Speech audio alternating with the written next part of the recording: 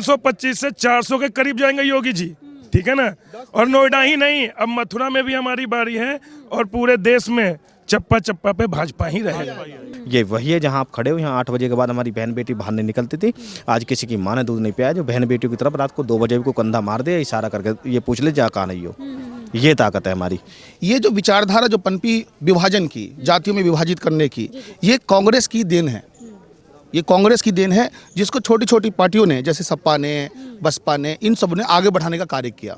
जब हमने 2014 में इस देश के अंदर राष्ट्रवादी नेतृत्व दिया, तभी तो ये विपक्ष के लोग, जो गद्दार किस्म की जो पार्टियां हैं, ये मंदिरों में मत्था टेकना शुरू कर दिया इन्होंने। पहले तो नहीं जाते थे। और पिछली सरकारों ने जितना अत्याचार करा है, मैं 28-29 बार जेल गया हूँ। कुणाल जी यहीं से हैं आप? नोएडा? हाँ, मैं नोएडा से हूँ मैडम, इंडिया से हूँ। सबसे बड़ी बात तो भारतीय हूँ। और ये आर पार की लड़ाई है, ये 80-20 की लड़ाई है। और ये जवाब देने का टाइम है। मीडिया वाले दिखाते हैं कि जाट अलग है, वो अलग है, गुजर अलग है, ब्राह्मण अलग है, हिंदू एक है। और हिंदू इस बार एक होकर कहाँ दिखा रहा है? ये तो विपक्ष भी आरोप लगा देता है। सर्वे में दिखाते हो कि जाट 17% है, गुजर 5%। दिखाएं अलग अलग करके। आप हिंदू को दिखाते हैं अलग अलग करके, आप जाट को दिखाते हैं, आप गुज्जर को दिखाते हैं, आप ब्राह्मण को दिखाते हैं, वैश्य को दिखाते हैं। हम सब एक है, हिंदू हैं, हमें ना। ये वोट राष्ट्रवाद के नाम पे है। आज संबोधन हमारे प्रधान का था। प्रधान हमारा परिवार है। जो बीजेपी, लेकिन राजनीतिक लोग कुछ परसेंट करके वोट क्यों मांगते हैं कि ये इतने परसेंट हमारे साथ? आप लोगों ने बना के रखा है। ये परसेंटेज हमने नहीं बना रखा है। चौधरी कह रहे हैं जाट मेरे साथ है, अखिलेश यादव कह रहे हैं मुस्लिम मेरे साथ नहीं है। सारे हिंदू हमारे माननीय योगी जी और मोदी जी के साथ हैं। ये राष्ट्रवाद के नाम पे वोट पड़ेगा। और एक तरफा हम मान के चल रहे हैं जो तकरीबन 350+ सीटें हमारी यूपी में आएंगी। अगर यूपी विकास करेगा तो देश विकास करेगा। अच्छा, आप नोएडा से हैं। जैसे अखिलेश यादव के बारे में प्रधानमंत्री ने भी कहा कि जो नोएडा में आने पर अंधविश्वास फैला रहे थे, क्यों था नोएडा से? उनको डर लगता था कि शायद नोएडा हम आ जाएंगे ना तो चुनाव हार जाएंगे, तो बिना आए हार गए। और योगी जी 10 बार 15 बार आ चुके हैं और 325 से 400 के करीब जाएंगे योगी जी, ठीक है ना। और नोएडा ही नहीं, अब मथुरा में भी हमारी बारी है और पूरे देश में चप्पा चप्पा पे भाजपा ही रहेगा। भाजपा ही आएगा। ये तो हमारा 5 साल का उन्होंने परिणाम दिखा दिया।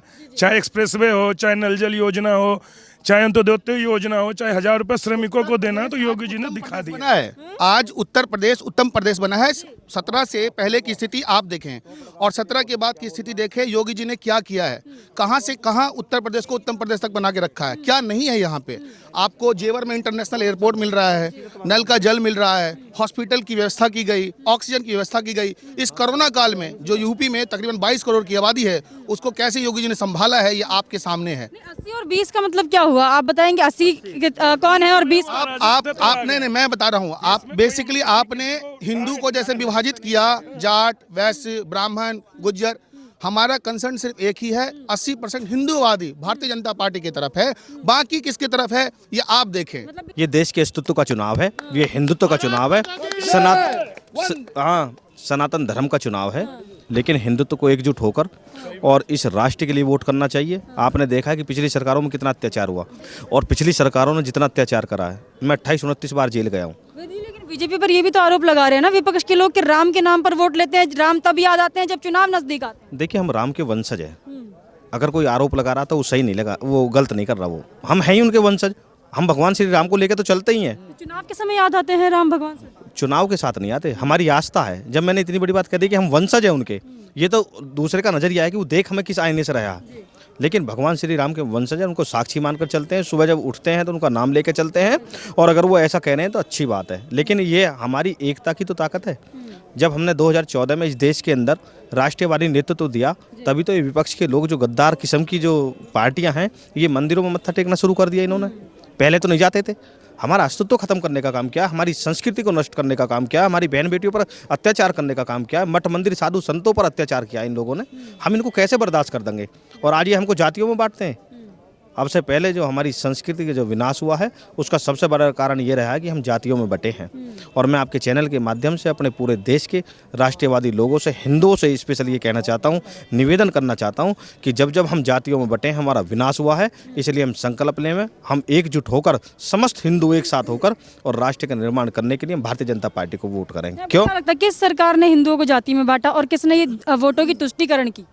ये जो पिछली सरकारें हैं, चाहे समाजवादी पार्टी हो, चाहे कांग्रेस हो, देखिए पीछे आप अब से 5 साल पहले जब कोई आप उठाओगे किसी भी घटना को, अगर आप लेके चलोगे। मैं आपको थोड़ी सी घटना दिखा देता हूँ। उत्तर प्रदेश के अंदर खड़े हैं हम। मुजफ्फरनगर सुना है आपने? मुजफ्फरनगर में उस देशद्रोही समाजवादी पार्टी ने किस तरीके का हमारे 12-12, 13-13 साल के बच्चों को, हमारे बुजुर्गों को ट्रैक्टरों में ऐसे ही बैठे के बैठे आग लगा दी गई और नहर में बहा दिया गया। हम उस मंजर को भूल जाएं क्या? आपने दादरी के अंदर विसाड़ा कांड सुना था? विसाड़ा के अंदर एक गाय का ऊपर जो जिस तरीके से घटना घटी, हमारे 16, 17, 18 बच्चे जो हैं निर्दोष, मेरे ठाकुर समाज के, मेरे परिवार के जो हैं वो निर्दोष बच्चे जेल भेज दिए। उनमें से 10-11 बच्चे नाबालिग थे। उसका नेतृत्व मैंने करा था। उस टाइम योगी आदित्यनाथ जी सांसद थे। पूरे बिसाड़ा कांड का नेतृत्व मैंने करा था उस टाइम। कैराना को भूल गए। रात को 2-2 बजे जो है हमारी बहन बेटियों के कपड़े फाड़ कर उनको जो वहाँ से भगाने का काम इन समाजवादी के लोगों ने करा, इन गुंडों ने करा। हम उन चीज़ों को भूल गए क्या? ऐसी बहुत घटनाएं। इन्होंने जो है एक संकल्प लिया था कि सनातन धर्म की संस्कृति को हम किसी भी जिला स्तर से जो है तहसील स्तर पर और फिर ब्लॉक स्तर तक इन्होंने नष्ट करने का काम करा है। ये वही है जहां आप खड़े हो। यहाँ 8 बजे के बाद हमारी बहन बेटी बाहर नहीं निकलती थी। आज किसी की माँ ने दूध नहीं पिया, जो बहन बेटियों की तरफ रात को 2 बजे को कंधा मार दिया, इशारा करके ये पूछ ले जा कहाँ नहीं हो।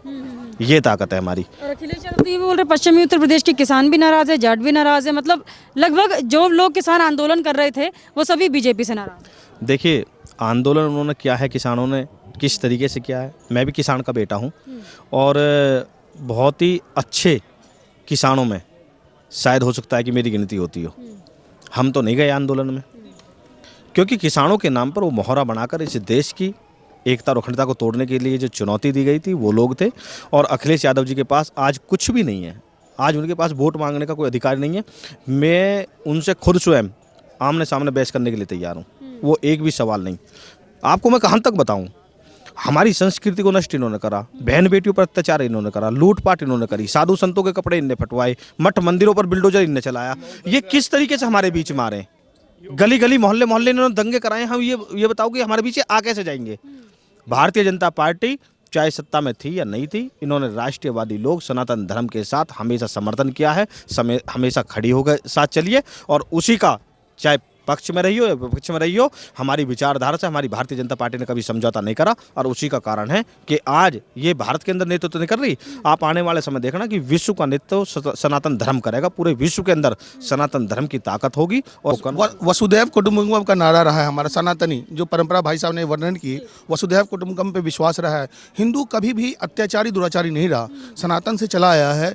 हिंदू को दबाया गया, लेकिन 2014 के बाद से जब मोदी जी आए हमारे केंद्र में प्रधान बने, और उसके बाद से आप देखेंगे हिंदू में एक जागृति आई, एक जागरण आया, धर्म के प्रति लोगों का रुझान आया। इनफैक्ट जो लोग अपनी धर्म की आइडेंटिटी, आप अखिलेश यादव के कुछ वीडियोस देखे पुराने जिनमें उन्होंने कहा मैं किसी धर्म को नहीं मानता, तो आप आज राम मंदिर जा रहे हैं। आज आपको कृष्ण भगवान सपने में आते हैं और बताते हैं जो 10 तारीख को वो सरकार लेकर कह रहे हैं कि राम मंदिर से भी बड़ा मंदिर बना सकते हो। ये छलावा है, ये छलावा है, वो छलावा है। ये उनका राष्ट्रवाद, कोई ये देश प्रेम, भगवान, इन सबसे उनका दूर दूर तक नाता नहीं। जो अपने बाप और चाचा का नहीं हुआ, वो एक प्रदेश का क्या होगा? उन्होंने तो अपने बाप और चाचा से माइक तक छीन ली थी। ये सबके सामने है, ये वीडियो देखेंगे आपने। सबसे ज्यादा सुविधा 20% वाले लोग ले रहे हैं। मोदी जी ने प्रधानमंत्री आवास योजना दिया तो सबको मिला।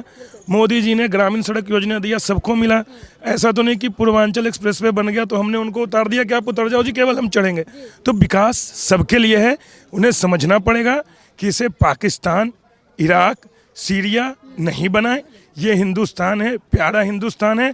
सबको साथ लेकर चलेंगे और तभी सबका विकास हो पाएगा। आप ये देखिए, सभी जिंदा रहे। 1947 15 अगस्त को भारत स्वतंत्र हुआ। स्वतंत्रता के बहुत समय तक, तकरीबन 3 दशक तक कांग्रेस ने एकाधिकार राज किया। ये जो विचारधारा जो पनपी विभाजन की, जातियों में विभाजित करने की, ये कांग्रेस की देन है। ये कांग्रेस की देन है, जिसको छोटी छोटी पार्टियों ने, जैसे सपा ने, बसपा ने, इन सब ने आगे बढ़ाने का कार्य किया। लेकिन जब 2014 में, जब बार बार बोल रहा हूँ, 2014 में मोदी जी आए, उसके बाद से हिंदुओं को एकजुट करने की कोशिश की गई, सनातनी परंपरा को स्थापित करने की कोशिश की गई। श्री भगवान को आज भव्य मंदिर मिलने जा रहा है। आज हम काशी विश्वनाथ का कॉरिडोर, उस मंदिर को देख के तो राकेश टिकैत ही बौखला गए, बोल रहे क्यों मंदिर की फोटो लगा दी, किस लिए बौखला? राकेश उनके डीएनए में थोड़ी खराबी चल रही है। राकेश टिकैत विदेशी ताकतों के द्वारा फंडेड हो रहे हैं। वो किसानों की बात बिल्कुल नहीं कर रहे हैं। किसान तो कार्य करने में लगा हुआ है, खेती करने में लगा हुआ है। किसान के पास कोई तो मंदिर को देख के इतनी बौखलाहट क्यों राकेश? इसलिए हो रही है, वो भटक चुके हैं, मैंने बोला ना, DNA वो में भटक प्रॉब्लम चुके आ हैं। रही है। वो अब उनको जो भी कार्य या आप अच्छा भी करोगे, कुछ लोगों को होता है जो आप अच्छा कार्य कर दो उसका भी वो विरोध करेंगे, क्योंकि उन्हें पता ही नहीं होता कि किस चीज़ से उनको जुड़ाव रखना है, किस चीज़ से जुड़ाव नहीं रखना है। तो उसी विचारधारा को वो फॉलो कर रहे हैं। टिकैत साहब, आज मैंने न्यूज़पेपर पढ़ा कि लाखों किसान पाकिस्तान में धरना देने जा रहे हैं, तो मुझे लगता है उसका भी नेतृत्व हमारे राकेश टिकैत जी ही कर रहे हैं। योगी जी बनेंगे फिर से आप? बन नहीं रहे हैं। प्रचंड बहुमत के साथ बाबा फिर से स्थापित होंगे, उनको कोई नहीं अखिलेश जी टक्कर देंगे क्या इस बार? कहीं नहीं, अखिलेश जी तो कहीं है ही नहीं, साइकिल पंचर हो चुका है, टक्कर में भी नहीं है। कहीं टक्कर कहीं नहीं है। नारा है, क्यों परे हो टक्कर में कोई नहीं, क्यों परे हो चक्कर में कोई नहीं है टक्कर में, तो कोई हमारे टक्कर में है ही नहीं।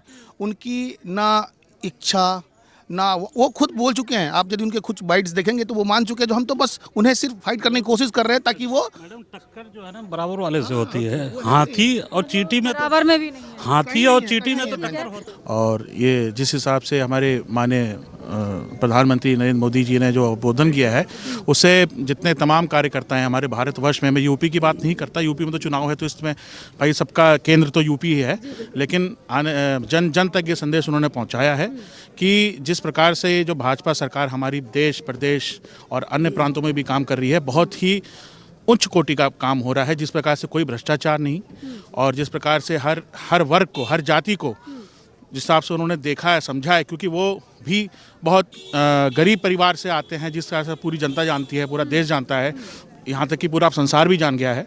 तो लोग जब वो यात्राएं करते थे तो यही विपक्ष की पार्टी कहते थे, तो भैया वो तो महंगे महंगे कपड़े पहन के यात्राएं कर रहे हैं, उनको ये नहीं पता कि उस यात्राओं का फल गरीब जनता तक, उनके घर में रोटी, उनके घर में फ्री बिजली, जो राशन पहुंचा है महीने में 2 बार, कितना लाभ हुआ है। कोरोना के समय में जिस प्रकार से माननीय मुख्यमंत्री जी ने भी, हमारे योगी आदित्यनाथ जी महाराज ने जो काम किया है जनता के लिए, बहुत ही विशाल काम किया है। तो इस प्रकार से जो ये वोट सिर्फ, ये मान के चलिए आपकी, ये सिर्फ वोट राष्ट्रवाद के लिए है।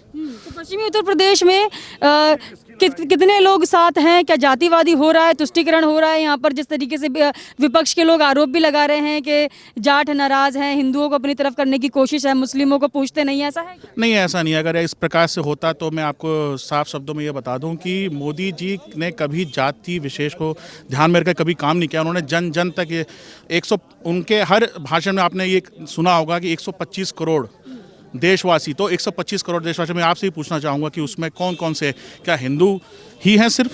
उसमें मुस्लिम भी हैं, अन्य वर्ग भी हैं, सबके लिए काम किया है। हाँ, ये ज़रूर है कि उन्होंने जो शिकंजा कसा है, जो अपना भ्रष्टाचार के ऊपर, अपना जाति विशेष से कोई, हम इसका ये मान के चले कि सिर्फ राष्ट्रवाद की बात करते हैं, और इससे ही उनको वोट उनको नहीं देता कोई, वोट अपने राष्ट्र को मजबूत बनाने के लिए कमल के निशान पे माननीय मोदी जी के और माननीय मुख्यमंत्री जी के जो भाषण होते हैं उससे प्रेरित होकर हर कार्यकर्ता, हर एक जन उनको वोट देता है, और कमल का निशान सर्वप्रथम है। के नाम पर मतलब बीजेपी को